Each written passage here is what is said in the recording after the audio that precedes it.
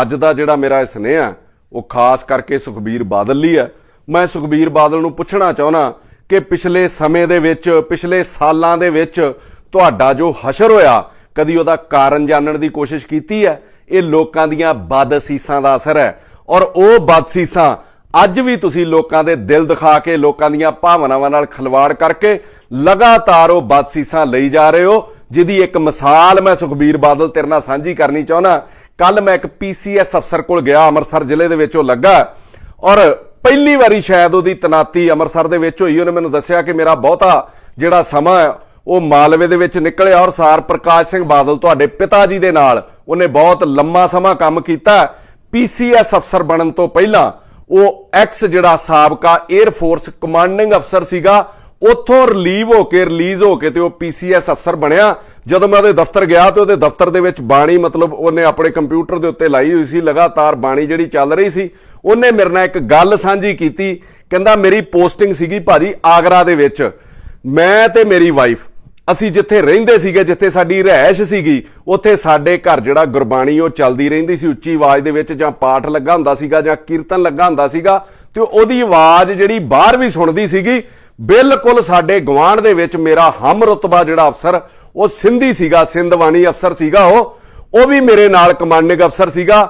ਇੱਕ ਦਿਨ ਉਹਨੇ ਸੈਰ ਕਰਦੇ ਕਰਦੇ ਮੈਨੂੰ ਆਖਿਆ ਕਿ ਤੁਹਾਡੇ ਘਰ ਜਿਹੜਾ ਮਤਲਬ ਕੀਰਤਨ ਚੱਲਦਾ ਜਾਂ ਪਾਠ ਚੱਲਦਾ ਉਹ ਬਹੁਤ ਵਧੀਆ, ਤੇ ਅਸੀਂ ਆਪਣੇ ਸੁਭਾਅ ਦੇ ਅਨੁਸਾਰ ਜਿਵੇਂ ਅਸੀਂ ਵੀ ਸੋਚ ਲੈਨੇ ਆ, ਕੋਈ ਬੰਦਾ ਬਹੁਤ ਜ਼ਿਆਦਾ ਜਿਹੜਾ ਸਿਆਣਾ ਹੁੰਦਾ ਉਹਨੇ ਸੋਚਿਆ ਵੀ ਯਾਰ ਸ਼ਾਇਦ ਇਹਦਾ ਬਾਣੀ ਨਾਲ ਕੀ ਵਾਸਤਾ ਹੈ, ਇਹਨੂੰ ਡਿਸਟਰਬੈਂਸ ਹੁੰਦੀ ਹੋਊਗੀ। ਇਹਨੇ ਮੈਨੂੰ ਇਸ਼ਾਰੇ ਦੇ ਵਿੱਚ ਕਿਹਾ ਵੀ ਸਾਡੇ ਕੰਨਾਂ 'ਚ ਆਵਾਜ਼ ਪੈਂਦੀ ਹੈ। ਅਸੀਂ ਉਹਦਾ ਇਸ਼ਾਰਾ ਸਮਝ ਕੇ ਤੇ ਅਗਲੇ ਦਿਨ ਉਹਨੂੰ ਹੌਲੀ ਚਲਾਉਣਾ ਸ਼ੁਰੂ ਕਰ ਦਿੱਤਾ ਤਾਂ ਜੋ ਆਵਾਜ਼ ਜਿਹੜੀ ਬਾਹਰ ਨਾ ਜਾਵੇ। ਕਈ ਦਿਨ ਇਦਾਂ ਹੀ ਚੱਲਦਾ ਰਿਹਾ। ਫਿਰ ਇੱਕ ਦਿਨ ਕਹਿੰਦਾ ਕਈ ਦਿਨਾਂ ਬਾਅਦ ਉਹ ਮੈਨੂੰ ਮਿਲਿਆ ਔਰ ਉਹਨੇ ਮੈਨੂੰ ਕਿਹਾ ਅੱਗੋਂ कि ਤੁਹਾਡੇ घर ਜਿਹੜੀ ਗੁਰਬਾਣੀ चलती सी, जो कीर्तन चलता था, वो आजकल उसकी आवाज नहीं आती, क्या बात है। ਤੇ ਮੈਂ ਅੱਗੋਂ ਉਹਨੂੰ ਆਪਣੇ ਦਿਲ ਦੀ ਗੱਲ ਦੱਸੀ ਕਿ ਮੈਨੂੰ ਤੇ ਇਹ ਮਹਿਸੂਸ ਹੋਇਆ ਸੀਗਾ ਕਿ ਯਾਰ ਤੁਹਾਨੂੰ ਸ਼ਾਇਦ ਉਹ ਚੰਗੀ ਨਹੀਂ ਲੱਗਦੀ ਜਾਂ ਤੁਹਾਡੇ ਕੰਨਾਂ ਦੇ ਵਿੱਚ ਕੋਈ ਡਿਸਟਰਬੈਂਸ ਹੈ ਤੁਹਾਡੇ ਘਰ ਦੇ ਵਿੱਚ। ਅਸੀਂ ਉਹਨੂੰ ਅੱਜਕੱਲ ਆਪਣੇ ਘਰ ਦੇ ਵਿੱਚ ਹੀ ਸੁਣਦੇ ਹਾਂ ਔਰ ਉੱਚੀ ਆਵਾਜ਼ ਦੇ ਵਿੱਚ ਲਾਉਂਦੇ ਨਹੀਂ। ਤੇ ਅੱਗੋਂ ਜਿਹੜਾ ਸਿੰਧਵਾਨੀ ਸੀਗਾ ਉਹਨੇ ਜੋ ਉਹਨੂੰ ਕਿਹਾ, ਕਹਿੰਦਾ ਮੈਨੂੰ ਫਿਰ ਸ਼ਰਮ ਬੜੀ ਆਈ ਉਹਦੀ ਗੱਲ ਸੁਣ ਕੇ।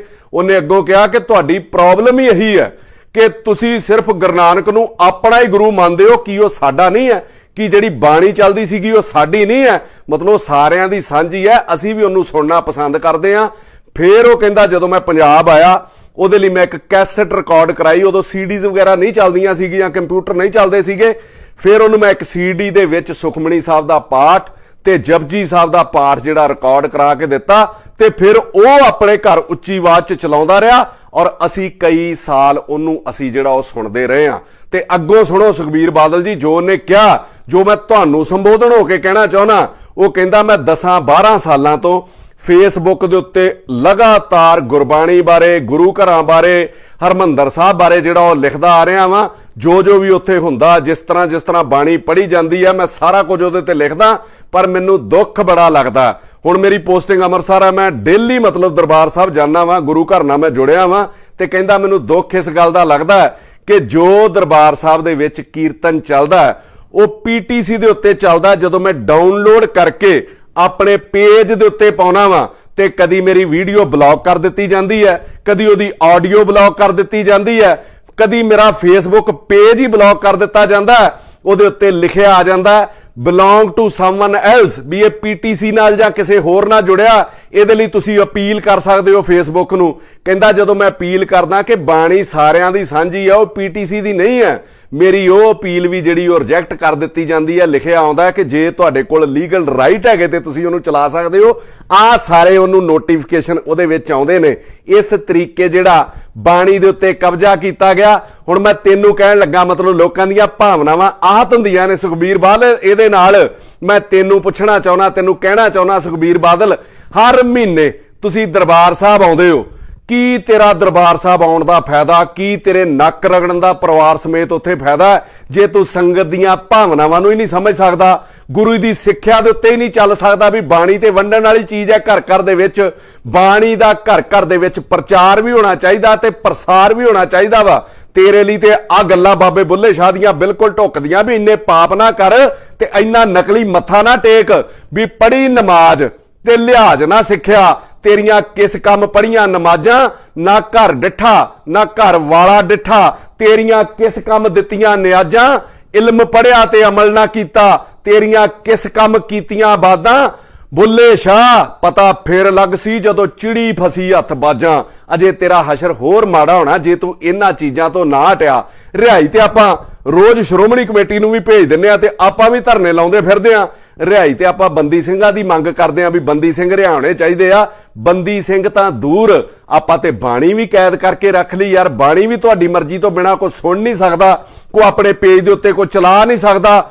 ਉਹਨੂੰ ਵੀ ਮੈਂ ਤੈਨੂੰ ਇਹ ਗੱਲ ਕਹਿਣੀ ਚਾਹੁੰਦਾ ਵੀ ਬਾਣੀ ਨੂੰ ਤੁਸੀਂ ਇਸ ਤਰੀਕੇ ਤੁਸੀਂ ਕੈਦ ਕੀਤਾ ਵੀ ਉਹਨੂੰ ਕੋਈ ਫੈਲਾ ਹੀ ਨਹੀਂ ਸਕਦਾ, ਉਹਦਾ ਪ੍ਰਸਾਰ ਹੀ ਨਹੀਂ ਕਰ ਸਕਦਾ। 2007 ਦੇ ਵਿੱਚ ਤੂੰ ਪੀਟੀਸੀ ਚੈਨਲ ਬਣਾਇਆ ਸੀਗਾ ਜਦੋਂ ਤੇਰੀ ਨਵੀਂ ਸਰਕਾਰ ਬਣੀ ਸੀ 2007 ਦੇ ਵਿੱਚ, ਉਦੋਂ ਦਾ ਤੂੰ ਬਾਣੀ ਦੇ ਉੱਤੇ ਪੂਰਨ ਤੌਰ ਦੇ ਉੱਤੇ ਕਬਜ਼ਾ ਕਰ ਲਿਆ। ਤੇਰੀਆਂ ਇਹਨਾਂ ਹਰਕਤਾਂ ਕਰਕੇ ਤੇਰੀ ਇੰਨੀ ਜ਼ਿਆਦਾ ਜਿਹੜੀ ਦੁਰਗਤ ਹੋਈ ਆ ਕਿ ਲੋਕ ਤੈਨੂੰ ਮੂੰਹ ਲਾਉਣ ਨੂੰ ਤਿਆਰ ਨਹੀਂ। ਆਪਣੇ ਨਾਲ ਤੂੰ ਆਪਣੇ ਪਿਓ ਦੀ ਪੱਤ ਵੀ ਰੋਲੀ, ਉਹਦਾ ਇੰਨਾ ਲੰਮਾ ਜਿਹੜਾ ਉਹ ਸਿਆਸੀ ਜੀਵਨ ਸੀਗਾ ਉਹਨੂੰ ਵੀ ਤੂੰ ਰੋਲ ਕੇ ਰੱਖ ਦਿੱਤਾ ਸਵਾਏ ਪੈਸੇ ਤੋਂ। ਮੈਂ ਤੈਨੂੰ ਪੁੱਛਦਾ ਸੁਖਬੀਰ ਬਾਦਲ, ਸਵਾਏ ਪੈਸੇ ਤੋਂ ਤੂੰ ਕਮਾਇਆ ਕੀ ਆ? ਪੈਸਾ ਤੇ ਕੰਜਰਾ ਕੋਲ ਵੀ ਬੜਾ ਹੁੰਦਾ ਵਾ, ਪਰ ਮੈਂ ਫਿਰ ਤੈਨੂੰ ਕਹਿੰਦਾ ਤੇਰੇ ਨਾਲੋਂ ਤਾਂ ਫਿਰ ਕੰਜਰ ਵੀ ਚੰਗੇ ਆ ਜੇ ਤੂੰ ਬਾਣੀ ਦੇ ਉੱਤੇ ਕਬਜ਼ਾ ਕੀਤਾ ਵਾ। ਆਪਣੇ ਆਪ ਕੋਲੋਂ ਪੁੱਛ ਕੇ ਵੇਖ, ਆਪਣੇ ਅੰਦਰ ਝਾਤੀ ਮਾਰ ਕੇ ਵੇਖ ਕਿ ਲੋਕ ਤੇਰੀ ਇੱਜ਼ਤ ਕਰਦੇ ਆ। ਤੈਨੂੰ ਅਜੇ ਵੀ ਚਾਨਣ ਨਹੀਂ ਹੋਇਆ। ਮੈਂ ਤੈਨੂੰ ਫਿਰ ਕਹਿੰਦਾ ਮੇਰੀ ਗੱਲ ਦਾ ਗੁੱਸਾ ਨਾ ਕਰਿਓ। ਮੈਂ ਜਨਤਾ ਨੂੰ ਕਹਿੰਦਾ ਇਹ ਜਿੰਨਾ ਮਰਜ਼ੀ ਗੁੱਸਾ ਕਰੀ ਜਾਵੇ ਕਿ ਤੇਰੇ ਨਾਲੋਂ ਤੇ ਕੰਜਰ ਵੀ ਚੰਗੇ ਆ। ਜੇ ਕਿਤੇ ਉਹ ਵੀ ਕਿਤੇ ਗੁਰੂ ਘਰ ਜਾਂਦੇ ਆ, ਮੱਥਾ ਟੇਕਦੇ ਆ ਤੇ ਨੀਤ ਨਾਲ ਟੇਕਦੇ ਆ ਕਿ ਹੱਜ ਨਮਾਜ਼ਾਂ ਕਿਸ ਕੰਮ ਆਈਆਂ, ਰੰਗ ਰਹੇ ਜੇ ਕੱਚੇ, ਤੈਥੋਂ ਚੰਗੀ ਕੰਜਰੀ ਬੁੱਲਿਆ ਧੁਰ ਅੰਦਰੋਂ ਜੋ ਨੱਚੇ। ਜੇ ਉੱਥੇ ਜਾਣਾ ਤੇ ਉੱਥੇ ਹੀ ਨੀਤ ਨਾਲ ਮੱਥਾ ਟੇਕ ਲਾ। ਉੱਥੇ ਸੰਗਤ ਦੀਆਂ ਭਾਵਨਾਵਾਂ, ਅਕਸਰ ਕਿਹਾ ਜਾਂਦਾ ਕਿ ਸੰਗਤ ਦੇ ਵਿੱਚ ਰੱਬ ਵਸਦਾ ਵਾ, ਸੰਗਤ ਰੱਬ ਰੂਪ ਹੁੰਦੀ ਆ। ਸੰਗਤ ਤੇ ਚਾਹੁੰਦੀ ਆ ਵੀ ਬਾਣੀ ਫ੍ਰੀ ਕਰੋ, ਅਸੀਂ ਘਰ ਦੇ ਵਿੱਚ ਚਲਾਈਏ। ਮਤਲਬ ਇਹਨੂੰ ਆਪਣੇ ਅੱਜ ਕੱਲ ਸਾਡੇ ਕੋਲ ਸਾਧਨ ਹੀ ਇਹੀ ਬਚੇ ਆ ਪ੍ਰਚਾਰ ਕਰਨ ਲਈ, ਫੇਸਬੁੱਕ, ਯੂਟਿਊਬ, ਇੰਸਟਾਗ੍ਰਾਮ, ਉਹਦੇ ਉੱਤੇ ਚਲਾਈਏ ਸਾਰਾ ਕੁਝ। ਤੇ ਉਹਦੇ ਉੱਤੇ ਵੀ ਤੁਸੀਂ ਕੈਦ ਜਿਹੜੀ ਬਣਾ ਕੇ ਰੱਖੀ ਆ।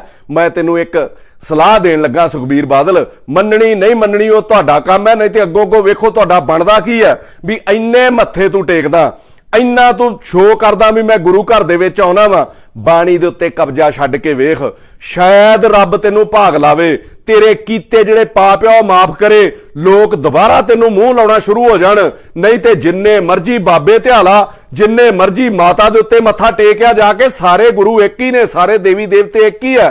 ਕਿਸੇ ਨੇ ਤੇਰਾ ਭਲਾ ਨਹੀਂ ਕਰਨਾ ਜਿੰਨਾ ਚਿਰ ਤੇਰੀ ਨੀਤ ਸਾਫ਼ ਨਹੀਂ ਹੁੰਦੀ, ਜਿੰਨਾ ਚਿਰ ਤੂੰ ਨੀਤੋਂ ਕਿਸੇ ਨੂੰ ਨਹੀਂ ਧਿਆਉਂਦਾ। ਕਹਿੰਦੇ ਆ ਨਾ कि सर हो सजदे में और दिल में दगाबाजी हो, ऐसे सजदों से भला कैसे खुदा राजी हो। अपना दिल साफ कर, अपनी नीत साफ कर, इहो जे लोकां दीयां भावनावां दी कदर कर जिहड़े बाणी नाल जुड़े और जिहड़े बाणी दा प्रचार करना चाहुंदे हो। ਤੁਸੀਂ ਦਰਬਾਰ ਸਾਹਿਬ ਨੂੰ ਆਪਣੀ ਜਗੀਰ ਸਮਝ ਲਿਆ, ਅਸਲ ਦੇ ਵਿੱਚ ਤੇ ਸ਼੍ਰੋਮਣੀ ਕਮੇਟੀ ਕਸਟੋਡੀਅਨ ਹੈ। ਤੁਸੀਂ ਉਹਦੇ ਉੱਤੇ ਕਬਜ਼ਾ ਸਮਝ ਕੇ ਤੇ ਆਪਣੀ ਰਿਆਸਤ ਸਮਝ ਲਿਆ। ਲੋਕਾਂ ਦੀਆਂ ਭਾਵਨਾਵਾਂ ਤੇ ਸ਼ਰਧਾ ਦਾ ਤੁਸੀਂ ਲੋਕ ਇੰਨਾ ਸ਼ੋਸ਼ਣ ਕਰਦੇ ਹੋ ਜਿਹਦੀਆਂ ਕਈ ਮਿਸਾਲਾਂ ਮਿਲਦੀਆਂ ਕਿ ਕਿਸੇ ਦੇ ਮਾਂ-ਬਾਪ ਚਾਹੇ ਮੇਰੇ ਹੋਣ ਚਾਹੇ ਕਿਸੇ ਦੇ ਵੀ ਹੋਣ, ਕਿਤੇ ਦੂਰ ICU ਦੇ ਵਿੱਚ ਪਏ ਹੋਣ ਨਾ ਤੇ ਉਹਨਾਂ ਦੀ ਆਖਰੀ ਇੱਛਾ ਹੋਵੇ, ਉਹ ਮਰਨ ਵਾਲੇ ਹੋਣ, ਉਹਨਾਂ ਦੀ ਆਖਰੀ ਇੱਛਾ ਹੋਵੇ ਕਿ ਸਾਨੂੰ ਦਰਬਾਰ ਸਾਹਿਬ ਦੇ ਅੰਦਰ ਜਾਂ ਕਿਸੇ ਗੁਰਦੁਆਰੇ ਦੇ ਅੰਦਰ ਇਤਿਹਾਸਕ ਦੇ ਸਾਨੂੰ ਲਾਈਵ ਅੰਦਰ ਜਾ ਕੇ ਬਾਬਾ ਜੀ ਦੇ ਦਰਸ਼ਨ ਕਰਾ ਦਿਓ, ਤੇ ਉਹ ਵੀ ਆਪਣੀ ਆਖਰੀ ਇੱਛਾ ਪੂਰੀ ਨਹੀਂ ਕਰ ਸਕਦੇ। ਉੱਥੇ ਤੁਹਾਡਾ ਵਪਾਰ ਚੱਲਦਾ ਬਾਣੀ ਦੇ ਸਿਰ ਤੇ ਤੁਸੀਂ ਬਹਾਨਾ ਕੀ ਬਣਾਉਂਦੇ ਹੋ ਕਿ ਡਿਸਟਰਬੈਂਸ ਹੋ ਸਕਦੀ ਹੈ ਅੰਦਰ। ਮੈਂ ਮੰਨ ਲਿਆ ਅੰਦਰ ਡਿਸਟਰਬੈਂਸ ਹੁੰਦੀ ਆ, ਮੈਂ ਤੁਹਾਡੀ ਗੱਲ ਨਾਲ ਸਹਿਮਤ ਹੋ ਜਾਂਦਾ ਵਾਂ, ਪਰ ਜਦੋਂ ਤੁਸੀਂ ਬਾਣੀ ਆਪਣੇ ਚੈਨਲ ਦੇ ਉੱਤੇ ਚਲਾ ਦਿੱਤੀ, ਉਹਦੇ ਤੋਂ ਬਾਅਦ ਜੇ ਕੋਈ ਡਾਊਨਲੋਡ ਕਰਕੇ ਆਪਣੇ ਪੇਜ ਦੇ ਉੱਤੇ ਪਾਵੇ, ਆਪਣੇ ਸੋਸ਼ਲ ਸਾਈਟ ਦੇ ਉੱਤੇ ਪਾਵੇ, ਉਹਦੇ ਨਾਲ ਕੀ ਡਿਸਟਰਬੈਂਸ ਹੈ ਯਾਰ? ਕਿਉਂ ਐਵੇਂ ਲੋਕਾਂ ਨੂੰ ਮੂਰਖ ਬਣਾਉਂਦੇ ਹੋ? ਆ ਸਬੂਤ ਮੈਂ ਤੁਹਾਡੇ ਸਾਹਮਣੇ ਰੱਖ ਦਿੱਤੇ ਕਿ ਇੱਕ PCS ਅਫਸਰ ਹੈ ਤੇ ਉਹ ਜੂਝ ਰਿਹਾ ਵੀ ਯਾਰ ਮਤਲਬ ਆ ਬਾਣੀ ਦਾ ਇਹਨਾਂ ਹਾਲ ਕੀਤਾ, ਕਿਸੇ ਦਾ ਕੋਈ ਵਾਸ ਹੀ ਨਹੀਂ ਚੱਲਦਾ। ਇੰਨੀ ਵਾਰ ਇਹ ਮੁੱਦਾ ਚੁੱਕਿਆ ਗਿਆ, ਇੰਨੀ ਵਾਰ ਇਹ ਮੁੱਦਾ ਉੱਠਿਆ। ਤੇਰਾ ਜਦੋਂ ਆ ਜਿਹੜਾ CA CEO ਤੇਰਾ ਤਨਖਾਹ ਲੈਂਦਾ ਤੇਰੇ ਚੈਨਲ ਤੋਂ, ਸਾਰੀ ਦੁਨੀਆ ਨੂੰ ਪਤਾ ਕਿ PTC ਦਾ ਮਾਲਕ ਤੂੰ ਆ। ਪਿੱਛੇ ਜੇ ਭਾਈ ਪਰਮਜੀਤ ਸਿੰਘ ਗਾਜੀ ਹੋਣਾ ਸਾਰੀ ਡਿਟੇਲ ਕਰ ਦਿੱਤੀ ਸੀਗੀ, ਜਿਹੜੀ ਮਾਲਕੀ ਤੇਰੇ ਆਰਬਿਟ ਤੱਕ ਜਾਂਦੀ ਸੀਗੀ, ਗੁਰਬਾਜ ਤੋਂ ਲੈ ਕੇ ਆਰਬਿਟ ਤੱਕ ਸਾਰੀ ਉਹਨਾਂ ਡਿਟੇਲ ਦੱਸੀ। ਜਿਹਦਾ CEO ਤੂੰ ਰੱਖਿਆ ਉਦੋਂ ਮੁੱਦਾ ਐਡਾ ਵੱਡਾ ਉੱਠਿਆ, ਜਿਹੜਾ ਤੇਰੇ PTC ਦਾ CEO ਆ, ਜਦੋਂ ਉਹਦੇ ਉੱਤੇ ਬੱਚੀਆਂ ਦੇ ਸ਼ੋਸ਼ਣ ਕਰਨ ਦਾ ਇੱਕ ਪਰਚਾ ਦਰਜ ਕੀਤਾ ਗਿਆ ਪੰਜਾਬ ਸਰਕਾਰ ਵੱਲੋਂ, ਉਦੋਂ ਇਹ ਕਿੱਡਾ ਵੱਡਾ ਮੁੱਦਾ ਉੱਠਿਆ ਵੀ ਇਹ ਪੀਟੀਸੀ ਤੋਂ ਬਾਣੀ ਹਟ ਕੇ ਹੋਰ ਚੈਨਲ ਨੂੰ ਜਾਂ ਇਹਦਾ ਸਿੱਧਾ ਪ੍ਰਸਾਰਣ ਕੀਤਾ ਜਾਣਾ ਚਾਹੀਦਾ ਵਾ। ਅਕਾਲ ਤਖਤ ਸਾਹਿਬ ਦੇ ਜਥੇਦਾਰ ਉਹਨਾਂ ਨੇ ਇੱਕ ਆਪਣਾ ਬਿਆਨ ਦਿੱਤਾ ਔਰ ਹੁਕਮ ਜਾਰੀ ਕੀਤਾ ਕਿ ਇੱਕ ਹਫ਼ਤੇ ਦੇ ਵਿੱਚ ਸ਼੍ਰੋਮਣੀ ਕਮੇਟੀ ਆਪਣਾ YouTube ਚੈਨਲ ਜਾਰੀ ਕਰੇ। ਉਸ ਤੋਂ ਬਾਅਦ ਸ਼੍ਰੋਮਣੀ ਕਮੇਟੀ ਦੇ ਪ੍ਰਧਾਨ ਉਹਨਾਂ ਦਾ ਬਿਆਨ ਆਉਂਦਾ ਕਿ ਅਸੀਂ ਇਹਦੇ ਉੱਤੇ ਕੰਮ ਕਰ ਰਹੇ ਹਾਂ, ਇੱਕ ਹਫ਼ਤੇ ਦੇ ਵਿੱਚ ਇਹ ਜਿਹੜਾ ਇਹ ਚੈਨਲ ਹੈ ਜਾਂ ਜੋ ਵੀ ਇਹਨੂੰ ਚਾਲੂ ਕਰ ਦਿੱਤਾ ਜਾਊਗਾ, ਬਾਣੀ YouTube ਦੇ ਉੱਤੇ ਚੱਲਣੀ ਸ਼ੁਰੂ ਹੋ ਜਾਊਗੀ। ਤੇ ਫਿਰ ਤੇਰਾ ਜਿਹੜਾ ਦਬਕਾ ਵਾ ਉਹ ਜਥੇਦਾਰ ਸਾਹਿਬ ਨੂੰ ਵੀ ਵੱਜਦਾ ਤੇ ਪ੍ਰਧਾਨ ਸਾਹਿਬ ਨੂੰ ਵੀ ਵੱਜਦਾ ਵਾ, ਤੇ ਉਹ ਸਾਰੇ ਹੀ ਚੁੱਪ ਕਰ ਜਾਂਦੇ ਆ ਵੀ ਗੁਰੂ ਘਰ ਨਾਲੋਂ ਵੀ ਤੂੰ ਵੱਡਾ, ਤੂੰ ਬਾਣੀ ਨਾਲੋਂ ਵੀ ਵੱਡਾ। ਤੇਰੇ ਕੋਲੋਂ ਡਰਦੇ ਨੇ ਤੇ ਤੇਰੀਆਂ ਉਂਗਲਾਂ ਦੇ ਉੱਤੇ ਨੱਚਦੇ ਨੇ। ਤੂੰ ਤਾਂ ਦੂਰ, ਤੂੰ ਤੇ ਉਹਨਾਂ ਦੇ ਉੱਤੇ ਕਬਜ਼ਾ ਕੀਤਾ। ਸਾਡੇ ਮਾਨਯੋਗ ਮੁੱਖ ਮੰਤਰੀ ਸਾਰ ਭਗਵੰਤ ਸਿੰਘ ਮਾਨ ਉਹ ਕਿੰਨਾ ਪੀਟੀਸੀ ਚੈਨਲ ਦੇ ਵਿਰੁੱਧ ਬੋਲਦੇ ਰਹੇ। ਉਹਨਾਂ ਨੇ ਪਿੱਛੇ ਜੇ ਆਫਰ ਕੀਤੀ ਕਿ ਸਰਕਾਰ ਪੈਸਾ ਲਾਉਣ ਲਈ ਤਿਆਰ ਹੈ, ਬਾਣੀ ਦਾ ਪ੍ਰਸਾਰਣ ਕਰਨ ਲਈ ਜੇ ਸ਼੍ਰੋਮਣੀ ਕਮੇਟੀ ਚੈਨਲ ਬਣਾਉਣਾ ਚਾਹੁੰਦੀ ਆ ਤੇ ਅਸੀਂ ਪੈਸੇ ਦੇਣ ਨੂੰ ਤਿਆਰ ਆ। ਅੱਜ ਕੱਲ ਨਾ ਤੇ ਉਹ ਪੀਟੀਸੀ ਦੇ ਖਿਲਾਫ ਬੋਲਦੇ ਆ, ਨਾ ਹੀ ਉਹ ਜਿਹੜਾ ਪੈਸਾ ਰਿਲੀਜ਼ ਹੋਣਾ ਸੀਗਾ ਜਾਂ ਜੋ ਕੋਈ ਸੰਧੀ ਹੋਣੀ ਸੀਗੀ ਚਲਾਉਣ ਵਾਲੀ ਕਿ ਇਥੋਂ ਚੈਨਲ ਜਿਹੜਾ ਸਰਕਾਰੀ ਤੌਰ ਤੇ ਜਾਂ ਸੰਗਤ ਦੇ ਤੌਰ ਤੇ ਚਲਾਇਆ ਜਾਊਗਾ। ਭਗਵੰਤ ਮਾਨ ਹੋਣੀ ਵੀ ਚੁੱਪ ਕਰ ਜਾਂਦੇ। ਉਹਦਾ ਕਾਰਨ ਕੀ ਹੈ? ਜਥੇਦਾਰ ਸਾਹਿਬ ਨਾਲ ਕਮਰਾ ਬੰਦ ਮੀਟਿੰਗ ਹੁੰਦੀ ਆ, ਤੂੰ ਜਥੇਦਾਰ ਸਾਹਿਬ ਨੂੰ ਹੁਕਮ ਛੱਡਦਾ ਵਾ ਸੁਖਬੀਰ ਬਾਦਲ, ਤੇ ਉਹ ਭਗਵੰਤ ਮਾਨ ਨਾਲ ਕਮਰਾ ਬੰਦ ਮੀਟਿੰਗ ਕਰਦੇ ਨੇ। ਉਸ ਤੋਂ ਬਾਅਦ ਆ ਮਾਨ ਸਾਹਿਬ ਚੁੱਪ ਹੋ ਜਾਂਦੇ ਆ, ਨਾ ਪੀਟੀਸੀ ਤੇ ਕੋਈ ਐਕਸ਼ਨ ਹੁੰਦਾ ਤੇ ਨਾ ਬਾਣੀ ਦਾ ਪ੍ਰਸਾਰ ਜਿਹੜਾ ਮਤਲਬ ਉਹ ਰਿਲੀਜ਼ ਹੁੰਦਾ ਆਮ ਚੈਨਲਾਂ ਦੇ ਉੱਤੇ ਜਾਂ YouTube ਦੇ ਉੱਤੇ। ਮੈਂ ਭਗਵੰਤ ਮਾਨ ਉਹਨਾਂ ਨੂੰ ਵੀ ਪੁੱਛਣਾ ਚਾਹੁੰਦਾ ਕਿ ਕੀ ਐਡਾ ਦਬਾਅ ਬਣ ਗਿਆ ਭਗਵੰਤ ਮਾਨ ਜੀ, ਆਪਾਂ ਪੀਟੀਸੀ ਦੇ ਖਿਲਾਫ ਹੀ ਬੋਲਣਾ ਹਟ ਕੇ ਬੋਲਣੋਂ? ਕੀ ਇੰਨੀ ਸੈਟਿੰਗ ਆਪਣੀ ਹੋ ਗਈ ਉਹਨਾਂ ਦੇ ਨਾਲ?